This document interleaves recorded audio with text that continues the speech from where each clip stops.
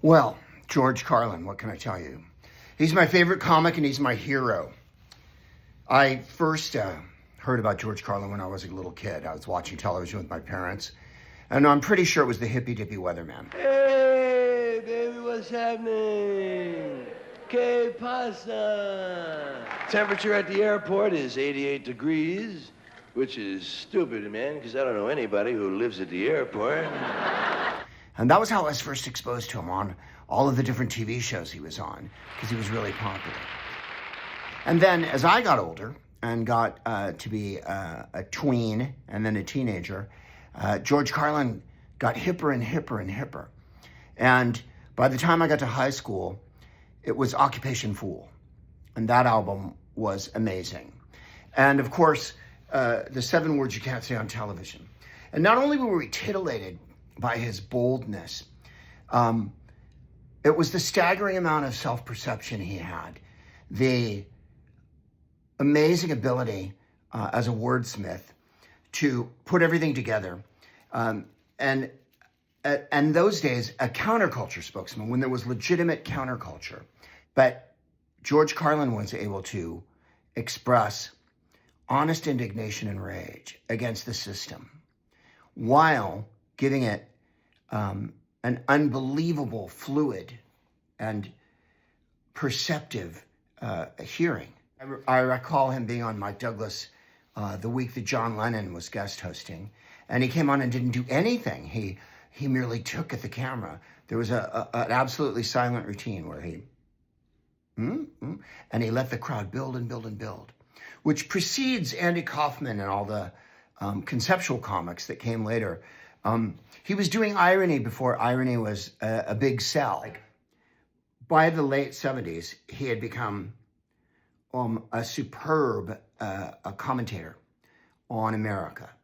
And then, of course, there's sort of a period where in the early 80s, I think things had changed so much that he wasn't at the forefront right at the time. I wasn't a huge fan, and I don't mean this in a denigrating way, but I wasn't a huge fan of Steve Martin's lunacy and buffoonery. I understood it, but I didn't quite love that broad of humor when I felt like George Carlin was so perceptive and precise. Precision.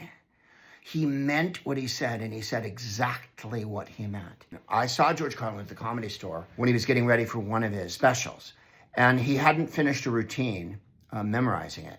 And he said, "Do you mind if I read this to you? I don't improvise, I memorize." And he took out of his pocket a piece of paper that he'd clearly written on and typed out the routine, and he read it. And he was so in touch with his voice, so absolutely on top of what he was doing, saying, and thinking, that when he read it, it was as funny as all the other routines than the act that he had memorized. He opened with, and I'll never forget this at the Comedy Store, "Fuck you, I just want to make you feel at home." That was after a standing ovation. Standing ovation, "Fuck you, I just want to make you feel at home." At which point I was even more in love with him than I had been my entire life. I've only seen a couple comics that have ever stopped me from breathing. Robin Williams was one, Lily Tomlin, and George Carlin. I literally could not get any air. That routine, and of course, there's another one he did later about plastic bags. Well, the planet will simply incorporate plastic into a new paradigm, the Earth plus plastic. The planet doesn't share our prejudice towards plastic. Plastic came out of the Earth. The Earth probably sees plastic as just another one of its children. Could be the only reason the Earth allowed us to be spawned from it in the first place. It wanted plastic for itself. Didn't know how to make it. Needed us. Could be the answer to our age-old philosophical question, why are we here? Plastic.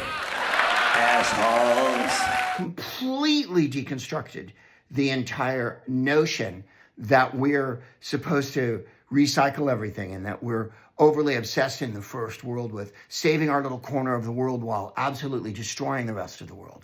And I think that's the genius of George Carlin and his resounding and ever-present effect on stand-up comedy today. The fact that he was bold enough to use profanity, that he stood the test of time, that he suffered for what he did legally, that he went through all of the different machinations of fame, too much this, too much that. And at the end of it, and I've read all of his books, came out with this astonishing viewpoint. And so therefore, I think he put it something like, I want to be on the sidelines commenting on the world. And I think that his choice of that comedic viewpoint freed him to be the genius that he remains.